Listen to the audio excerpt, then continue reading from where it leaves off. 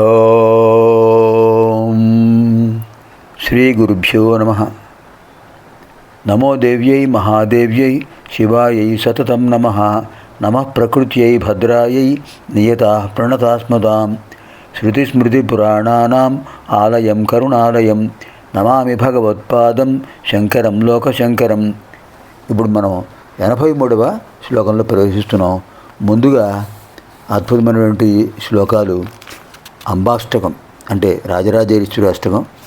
అద్భుతమైన శ్లోకాలు స్వామివారు అనుగ్రహించారు. అంబాశాంభవి చంద్రమౌళిరబల అపర్ణా హ్యుమా పార్వతి. అంబాశాంభవి చంద్రమౌళిరబల అపర్ణా హుమా పార్వతి. కాళీహైమవతి శివా త్రినయని కాత్యాయని భైరవి. సావిత్రి నవయౌవన శుభకరి సామ్రాజ్యలక్ష్మీప్రదా. చిద్రూప పరదేవత భగవతి శ్రీరాజరాజేశ్వరి. అద్భుతమైన రాజరాజేశ్వరి అష్టకం. అంబ అమ్మ శాంభవి, చంద్రమౌళి రబల చంద్రమౌళి భార్య అంటే పరమేశ్వరుడి భార్య. అపర్ణ పర్ణములు కూడా భజించలేదు స్వామివారి గురించి తపస్సు చేస్తూ. ఉమాదేవి, పార్వతి, కాళీ, హైమవతి, శివ మంగళప్రదురాలు, త్రినయని సోమసూర్యాగ్నిలోచన, కాత్యాయని, భైరవి, సావిత్రి. సావిత్రి అంటే సూర్యుడి యొక్క శక్తి, సూర్యుడి యొక్క కాంతి కలిగిన అమ్మవారు. నవయౌవన శుభకరి సామ్రాజ్య లక్ష్మీప్రద. అమ్మవారిని ప్రార్థిస్తే రాజులకు సామ్రాజ్యాన్ని ఇచ్చిస్తుంటారట. అంటే ఎటువంటి వారు అమ్మవారు? చిద్రూప పరదేవత భగవతి. చిద్రూప జ్ఞానస్వరూపిణి అమ్మవారు. పరదేవత అద్భుతమైన లలితా పరాభట్టారిక. భగవతి షడ్గుణైశ్వర్య సంపన్నురాలు శ్రీరాజరాజేశ్వరి. అంబాశాంభవి చంద్రమౌళిరబలా పర్ణా ఉమా పార్వతి. కాళీహైమవతి శివా త్రినయని కాత్యాయని భైరవి. సావిత్రి నవయౌవన శుభకరి సామ్రాజ్యలక్ష్మీప్రద. చిద్రూప పరమేశ్వరి భగవతి శ్రీరాజరాజేశ్వరి. ఇప్పుడు మనం 83వ లహరిలో ప్రవేశిస్తున్నాం.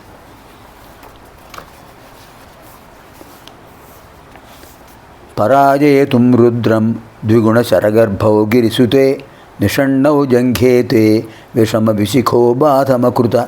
యదగ్రే దృశ్యంతే దశశరఫలాః పాదయుగళీ. నఖాగ్రచ్ఛద్మానః సురమకుటచాణైకనికషాః. పరాజేతుం రుద్రం ద్విగుణశరగర్భౌ గిరిసుతే.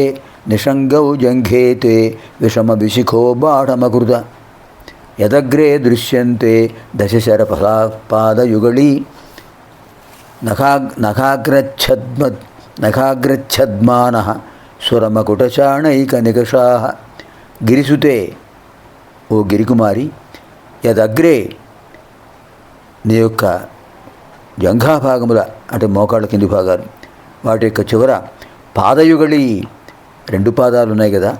నఖాగ్రచ్ఛద్మానః ఆ పాదముల జంటలో ఉన్న గోళ్ల కొసలు అనేటువంటి వంకతో. సుర మకుట శాణైకనికషాః దేవతల యొక్క కిరీటాల యొక్క రాళ్ల చేత రాపిడిపడి పదును పెట్టబడినట్టుగా అనిపిస్తోంది. అంటే దేవతలు అమ్మవారికి నమస్కారం చేస్తుంటే వారి కిరీటాలపై ఉన్నటువంటి రత్నాలు అమ్మవారి పాదాలకు రాపిడి చేసినట్టు అనిపిస్తుంది. దానివల్ల ఏమైంది? అమ్మవారి కాలిగోళ్ళు ఆ రాపిడితో పదును పెట్టబడ్డాయా, ప్రకాశిస్తున్నాయా అన్నట్టున్నాయి. దశశరఫలాః 10 బాణపుడు అలుగులు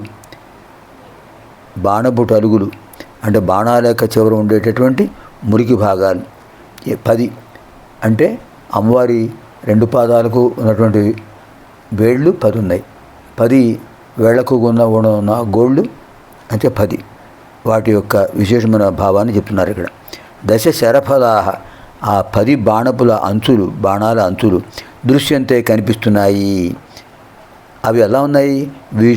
విషమ విశిఖ బేసి బాణములు కలిగిన మన్మధుడు అంటే పంచబాణుడు.